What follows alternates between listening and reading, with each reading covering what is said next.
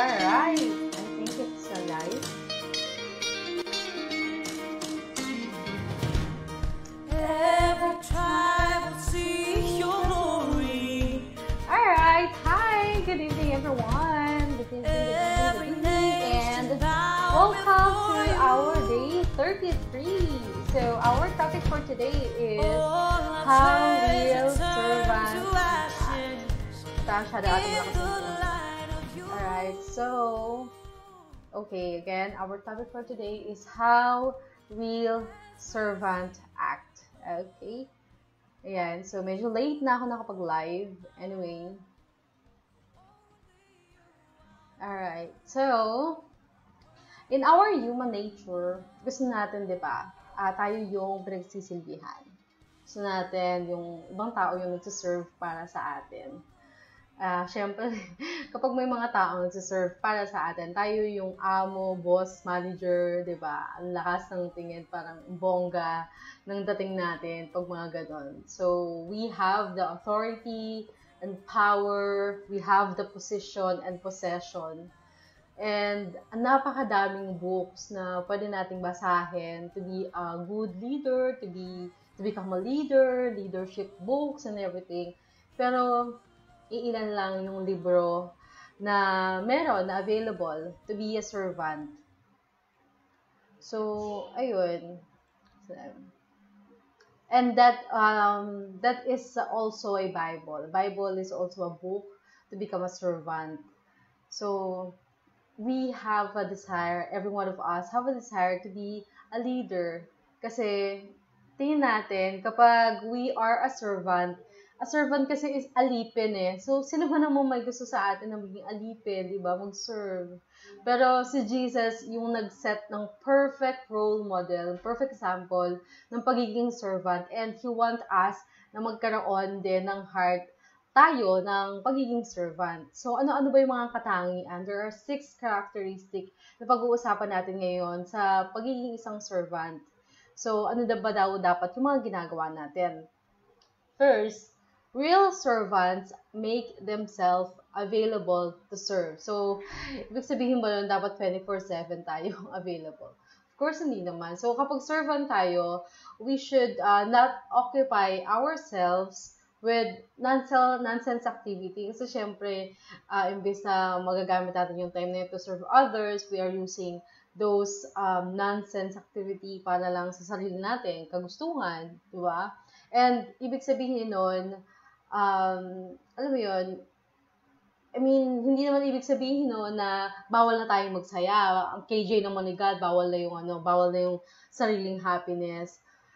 Still, God wants us to enjoy our time with our family, with friends, and spiritual family natin. Gusto niya na magkaroon tayo ng strong relationship with everyone. And that's part of serving others as well.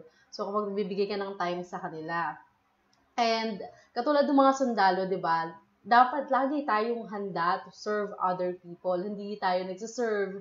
Kasi, alam mo yun, trip lang natin or kapag convenient lang sa atin yung pagkakataon, yung panahon, di ba? We serve because that's from within our heart. So, maraming pagkakataon na masusubok tayo when it comes to our schedule, yung time, kung ano yung meron tayo. But then again, how are we going to maximize those time and things na we have para mag-serve sa ibang tao? Are we really available to serve God? So that's the first one. And the second one is real servants pay attention to needs. So dito sinasabi na we should pay attention sa need ng ibang tao. Yung simpleng nakita mo lang siguro yung friend mo or relatives mo or kakilala mo na nag-post ng something na kailangan niya nakausap. Alam mo yun, be sensitive agad-agad na offer yung help para to serve that person with your time, ganyan. Hindi mo na kailangan antayin na mag-message pa siya sa'yo para lang sabihin yung mga problema niya. Magkaroon na tayo ng initiative to help others na kapag na-feel natin yung need nila, na may pangailangan sila, kailangan na ng tulong. So, tayo na yung mag-initiate. Kasi siguro, kadalasan talaga, kahit naman tayo, nahihiya tayo eh. And minsan, namimiss natin yung opportunity to serve others because of our lack of sensibility. Tama, sensitivity, sorry. And minsan, talagang hindi naman siya sa lack of sensitivity. Minsan talagang ayaw nating pansinin. Ayaw nating pansinin kasi, di ba, parang, nag-aas ng help, tayo nga, may sarili nga tayong pangailangan, di ba? And yes, may kanya-kanya tayong need. So, kung dumating sa point na parang nakukonsensya ka na, and alam mo hindi ka pinapatulog kasi hindi mo natulungan yung isang tao na nangailangan ng tulong. Alam mo yun, we should be sensitive about that. Kahit naman kasi maliit na tulong, as long as tumulong ka nang wala nakakaalam, nang wala nakakakita, kasi si God, kita niya yun, kita niya lahat ng mga ginagawa natin. It's even a sin or something good, lahat nakikita niya yun. So, ayun, at hindi naman din kailangan na malaki or maliit. Walang yun, as long as nasa heart natin yun. That's the second. And third, real servants do their best with what they have. So, kung ano yung meron tayo na pwede natin gamitin, it could be time, money, wisdom, talent, skills, or kahit ano pa yung mga gamit natin to serve and help others. So, let's focus on what we have, not on what we don't have. Huwag tayong maghanap ng mga excuses, ng perfect timing, kasi wala namang perfect timing. 'Di ba? Kung iintayin mo, dumating yung perfect timing na yumaman ka, para lang tumulong sa iba, good luck. Baka mauna pa lang yumaman sa yung tutulungan, hindi sa'yo na tulong, 'di ba? Nakakaloka. So, ayun. And, real servants do every task with equal dedication. Sa kahit anumang task na gagawin natin, we have to do it with all our heart. So, do it with love kasi 'di ba? That's the two great commandment ni God sa atin is love God and to love others. So, if we love God and we love others, we can serve them with all of our heart. So, malaki man siya or maliit na help or maliit na task, lahat yun, again, nakikita ni God as long as we are serving others with all of our hearts. So, fifth, tama ba? Fifth, real servants are faithful to their ministry. So, kahit anong ministry na meron tayo, it could be a personal ministry or ministry natin sa church, dapat, alam mo yun, i-fulfill natin yung responsibilities natin. We should keep our promises and we should complete yung mga commitments natin sa mga ministry natin. Hindi po pwedeng aalisan natin yung ministry natin because discouraged tayo and hindi po tapos yung commitment natin, aalisan na tayo. Syempre, hindi naman po pwede yun. Dapat meron tayong isang salita din, ganyan. So, kung sa trabaho may retirement, sa pagiging servant ni God, wala pong retirement. So, hindi po pwedeng pabakasyon-bakasyon ka na lang. Kapag nag-retire ka na from work, bakasyon-bakasyon ka na lang at aantayin mo na lang yung expiration date mo.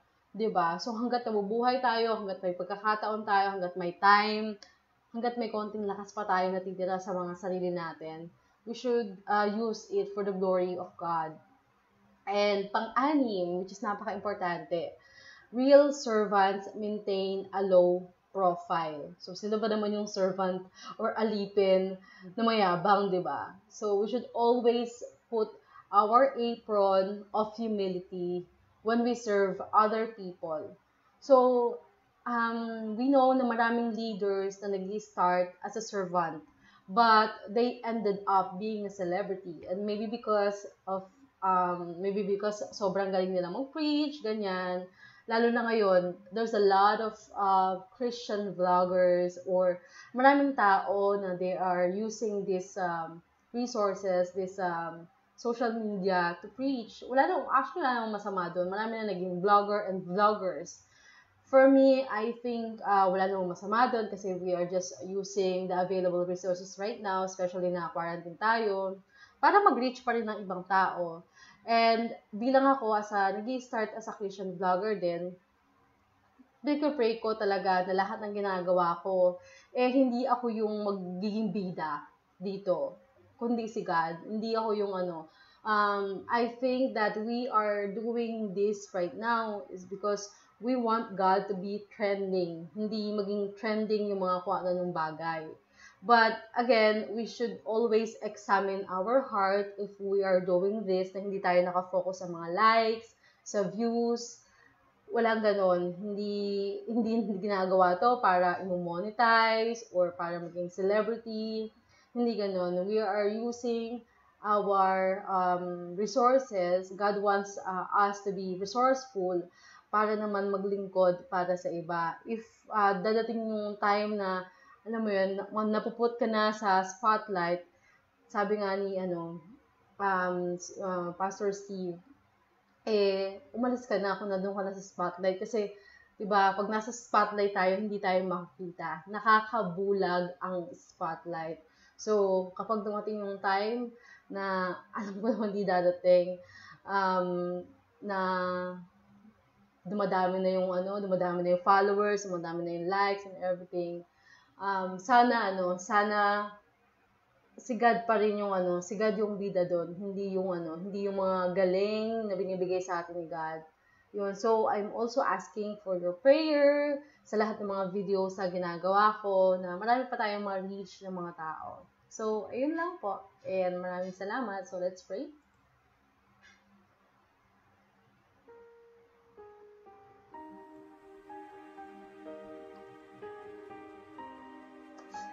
Heavenly Father, thank you sa wisdom. Salamat po kasi you set a perfect example, Lord, kung paano maging servant.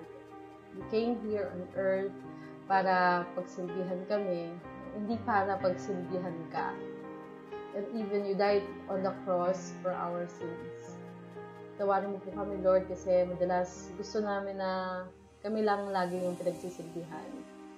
And Lord, tulungan mo po kami na maging kagaya mo kung paano mag-serve sa ibang tao. Help us, Lord, na magkaroon kami ng malinis na puso, Lord. Parang malinis din yung intention namin na pagsilbihan ka at pagsilbihan ng iba. And Lord, sana na lahat ng ginagawa namin, Lord, ikaw lang yung mag-glorify, ikaw yung mag-manifest, Lord, ikaw lang yung makikita nila at hindi yung kami. Huwag sana kami makakuha ng kahit konting attention nila or kahit konting papuri, Lord. But sa'yo lahat yung praise. And sana, Lord, patuloy mong gamitin yung mga buhay namin para makatulong sa iba na makilala ka. Maraming salamat po. In Jesus' name, Amen. So, thank you so much, guys. And see you on our day 34. So, konti na lang. 6 na days na lang matatapos na natin itong purpose-driven na 40 days. So, again, if you want to have a copy of this, I'll be more than happy to give you a copy through ebook. So, soft copy siya. So, yay! Palakpakan natin si God. Now, let's talk about our point to ponder. So, point to ponder is I serve God by serving others. Verse to remember, if you give even a cup of cold water to one of at least of my followers, you will surely be rewarded. In Matthew 10, verse 42. And question to consider, which of the 6 characteristics of real servants offers the greatest challenge to me? So again, the 6 characteristics that we've talked about is real servants make themselves available to others and pay attention to needs and do their best with what they have and do every task with equal dedication, faithful to their ministry, and servants maintain low profile. So, again, yun lang po. Maraming salamat po and see you on day 34. Bye!